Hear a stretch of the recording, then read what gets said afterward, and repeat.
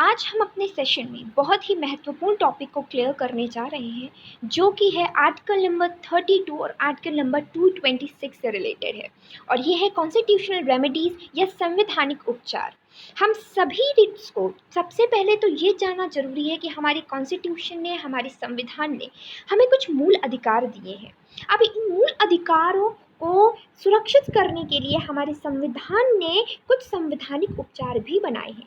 अब ये आप कहेंगे कि ये उपचार क्यों बनाए गए हैं। एक्चुअली अगर संवैधानिक उपचार ना बनाए जाते तो आप खुद सोचिए, क्या हमारे मूल अधिकार जो आर्टिकल नंबर 12 से 35 तक वर्णन किया गया है मूल अधिकारों का, क्या ये सिर्फ पेपराइज्ड होकर ना रह जाते। तो इन अधिकारों को सिर्फ पेपराइज ना होने दिया जाए, हमारे संविधान में संवैधानिक उपचार की भी व्यवस्था की गई है। और इस व्यवस्था के अंतर्गत सुप्रीम कोर्ट आर्टिकल नंबर 32 और हाई कोर्ट आर्टिकल नंबर 226 के तहत कुछ रिट जारी करते हैं। रिट क्या होता है? अमूमन एक लीगल डॉक्यूमेंट होता है जो कि कोर्ट के द्वारा जारी किया जाता है। अब ये रिट क्या होता है, कैसे होता है, हम लोग एक बहुत ही सिंपल से सिंपल एग्जाम्पल से आज जानेंगे। तो सबसे पहली रिट का जो नाम है वो है हर्बियस कॉर्पस, जिसका नाम है बंदी प्रत्यक्षीकरण। सबसे पहली बात तो आपको ये जानना जरूरी है कि ये जो रिट है, ये जो कॉन्स्टिट्यूशन है, ये पर्टिकुलर सब्जेक्ट नहीं है। ये पर्टिकुलर सब्जेक्ट से भी बढ़कर है, ये हमारे देश का संविधान है। इसे आपको समझना चाहिए, इसे आपको रटना नहीं चाहिए। इसलिए एक बहुत ही सिंपल एग्जाम्पल्स के साथ मैं अपने इस सीरीज़ की स्टार्टिंग कर रही हूँ। और पहला जो हमारा रिट है वो है बंदी प्रत्यक्षीकरण। एक बार फिर से मैं रिवाइज करवा दूं कि हमारे संविधान में मूल अधिकार दिए गए हैं। अगर कोई भी व्यक्ति या कोई भी गवर्नमेंट बॉडी हमारे मूल अधिकारों का वायलेशन करता है, हमारे मूल अधिकारों को ख़त्म करने की कोशिश करता है, तो हम सुप्रीम कोर्ट या हाई कोर्ट जा सकते हैं। आइए इस रिट की शुरुआत करते हैं और अपनी पहली रिट की तरफ बढ़ते हैं, जिसका नाम है हर्बियस कॉर्पस बंदी प्रत्यक्षीकरण। सबसे पहली बात तो इस रिट के नाम से ही प्रत्यक्ष है कि बंदी प्रत्यक्षीकरण, कि बंदी को, बंदा जिसको आपने बंदी बनाकर रखा है, उसको हमारे सामने प्रत्यक्ष करो। आइए जानते हैं इसको एक बहुत ही सिंपल से एग्जाम्पल से समझते हैं। लाइक मैंने अपनी क्लास ली और मैं अपनी कार से आराम से मैं अब अपने घर की तरफ जा रही थी। अचानक मेरे कार के सामने कुछ पुलिस वाले आ गए, या कोई ऐसी बॉडी आ गई जिसने मुझे क्या कर लिया, अरेस्ट कर लिया। अब मुझे इन्होंने अरेस्ट करके मुझे डिटेन कर दिया, मुझे किसी अननोन प्लेस पे भेज दिया। इन्होंने मुझे ये नहीं बताया कि आपने मुझे क्यों अरेस्ट किया, इन्होंने मुझे ये नहीं बताया कि मेरा गुनाह क्या था।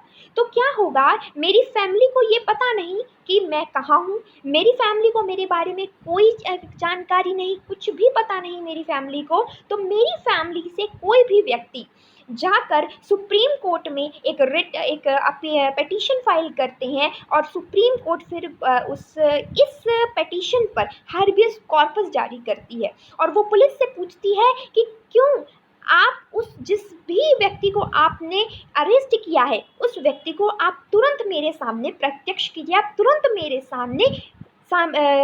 मेरे सामने हाजिर करिए। तो पुलिस क्या करेगी, अब वो मुझे अरेस्ट से फ्री कर देगी, वो तुरंत मुझे फ्री कर देगी। क्यों? क्योंकि अगर पुलिस मुझे कोर्ट के सामने प्रस्तुत करती है या किसी व्यक्ति को प्रस्तुत करती है, तो कोर्ट उससे पूछेंगे कि आपने उसे क्यों अरेस्ट किया था। तो पुलिस के सामने बहुत सारे क्वेश्चंस हो जाएंगे जिसका शायद आंसर उसके पास ना हो, लेकिन उसके भी रीज़न है। यदि पुलिस ने मेरे सामने कोर्ट के सामने जाकर ये कारण भी बता दिए कि आपको हम लोगों ने क्यों अरेस्ट किया था, तो हो सकता है कि जो आपका डिटेंशन है, जो आपका बंदी जो आपको बनाया गया है, उसे कोर्ट मना भी ना करे। इसका मतलब ये है कि यदि आप अरेस्ट होते हैं, आपको किसी बॉडी ने अरेस्ट किया है, कोई स्टेट है, कोई गवर्नमेंट बॉडी है, कोई प्राइवेट एंटिटी है, कोई प्राइवेट है, आपको अगर उससे अरेस्ट किया है, और यदि किसी भी आपके रिलेटिव ने, कोई फैमिली मेम्बर्स ने, कोई स्टूडेंट ने, किसी भी मेंबर ने कोर्ट में जाकर ये पिटीशन फाइल करी है कि नहीं, ये देखिए यहाँ पे पुलिस ने आपको अरेस्ट किया और ये बताया नहीं कि किस कारण आपको अरेस्ट किया गया, तो फिर कोर्ट कहती है कि नहीं, लेट देम फ्री, उन्हें आपको फ्री करना होगा। लेकिन अगर पुलिस आपको कोर्ट के सामने बिल्कुल सही प्रत्यक्ष कारण बता देती है कि इसने ये किया है, इसने पब्लिक ऑर्डर को वायलेट किया है तो फिर आपका डिटेंशन जारी भी रह सकता है। इसका एक क्लासिक एग्जाम्पल आपको बताती हूँ। 1975 में आप सभी को पता है कि इमरजेंसी लगी थी। तो उस समय ये एक बहुत ही इनफेमस केस रहा है जिसमें हार्वेस कॉर्पस के बारे में बहुत ज़्यादा बात चर्चा की गई थी। 1975 में एडीएम जबलपुर का केस हुआ था। तो उस समय जो जजेस के लोग थे, वहाँ पे 5 जज बैठे थे। वहाँ पे ये फाइल किया गया था कि क्या इमरजेंसी में भी बंदी प्रत्यक्षीकरण की रिट को जारी किया जाएगा या बंदी प्रत्यक्षीकरण की रिट को पूरीतया कैंसिल कर दिया जाएगा। तो उस समय 5 जजों में 4:1 का डिवीजन हुआ था और 4 जजों ने ये कहा था कि इमरजेंसी के टाइम हार्बियर कॉर्पस, जिसे बंदी प्रत्यक्षीकरण कहते हैं, उसे पूरी तरीके से खत्म कर दिया जाएगा। इसका मतलब डिटेंशन अगर किसी व्यक्ति का होता है तो वो सुप्रीम कोर्ट में अपनी पिटीशन दायर नहीं कर पाएगा। लेकिन सिर्फ एक ऐसे जज थे, जज खन्ना, जिन्होंने कहा था कि नहीं, लाइफ की सुप्रीमेसी सबसे बड़ी होती है, लाइफ की प्रायोरिटी सबसे बड़ी होती है, इसलिए हमें हार्बियस कॉर्पस बंदी प्रत्यक्षीकरण को खत्म नहीं करना चाहिए। चूंकि मेजॉरिटी 4:1 थी, इसलिए 1975 में 1975 के केस में, इमरजेंसी के केस में हार्बियस कॉर्पस नहीं जारी की जाएगी, ऐसा वर्डिक्ट आया था। लेकिन 2017 का जो वर्डिक्ट आया है, जो कि ये हैं चंद्रचूड़ जी, जो हमारे माननीय जज हैं, उन्होंने अपने फादर का डिसीजन बदला था।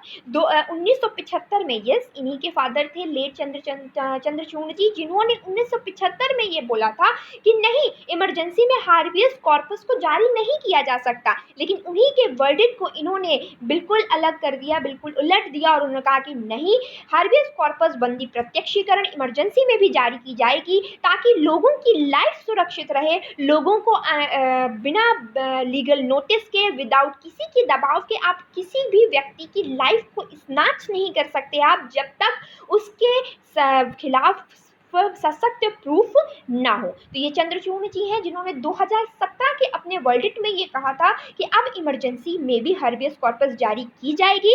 अर्थात यदि आपको डिटेन किया जा रहा है, अगर आपको अरेस्ट किया जा रहा है बिना लीगल नोटिस के, बिना आपको कारण बताए, तो फिर आपके कोई भी रिलेटिव, कोई भी स्टूडेंट आपके हित में सुप्रीम कोर्ट में ये फाइल कर सकता है कि आपका डिटेंशन हुआ है, और सुप्रीम कोर्ट ये ऑर्डर दे सकती है कि उन्हें फ्री किया जाए। या तो पुलिस आपको कोर्ट के सामने पेश करेगी और कोर्ट उनसे कहेंगे नहीं, लेट देम फ्री, उन्हें फ्री करिए, और या तो पुलिस ये कारण बताएगी कि उसने आपको क्यों अरेस्ट किया, और अगर कोर्ट को ये लगता है कि नहीं, वो कारण बिल्कुल सही है, तो आपका डिटेंशन आगे बढ़ भी सकता है, और यदि कोर्ट को लगता है कि नहीं, ये कारण वैलिड नहीं है, तो आपका डिटेंशन खत्म भी हो सकता है। तो ये रिट था हार्बियस कॉर्पस का, जिसे हिंदी में बोलते हैं बंदी प्रत्यक्षीकरण।